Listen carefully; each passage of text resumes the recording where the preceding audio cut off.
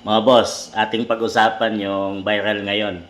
Ang larawan ni Pangulong Bongbong Marcos na tumulo ang kanyang sipon habang nagsasalita sa harap ng UN delegates. Mga boss, siguro, yan mga boss, kita sa larawan.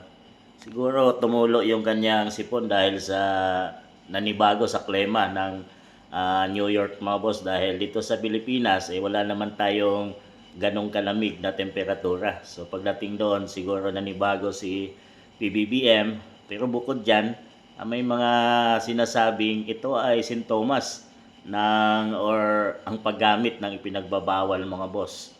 So noon pa man ay mayroon nang binanggit dito si dating Pangulong Rodrigo Roa Duterte or Tatay Digong mga boss na isa sa mga pangitain or sintomas pag ikaw ay gumagamit ay kusa na lang tumutulo yung iyong sipon mga boss. So ito ating pakinggan mga boss yung sinabi noon ni FPRRD at kayo nang humusga mga boss.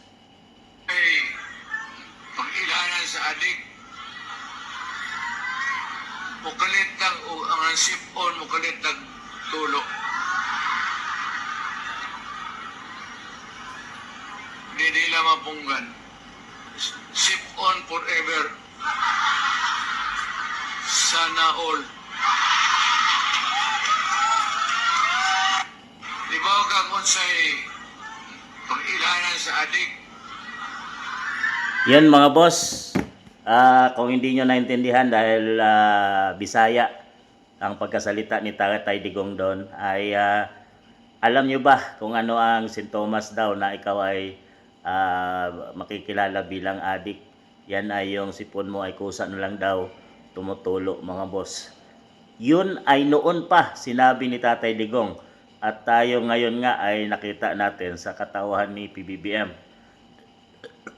Dahil nga mga boss ay alam mo naman natin na isa sa mga at sinabi din ng kanyang kapatid na si Amy Marcos na si PBBM ay gumagamit nga at ang kanyang pamilya. Yan ay pinatotohanan ng kanyang kapatid mga boss. At talagang kahit pa sa hiling ng taong bayan at kung sino pang mga tao dyan na kailangan patunayan ni PBBM na magpa-hair follicle test para mapatunayan hindi nga siya gumagamit nitong pinagbabawal ay hindi pa rin ginagawa ni PBBM at ng kanyang pamilya mga boss. So isang simple lang sana na paraan para mapatunayan niya sa buong mundo at sa buong mamamayang Pilipino na mali yung kanilang binibintang sa kanya.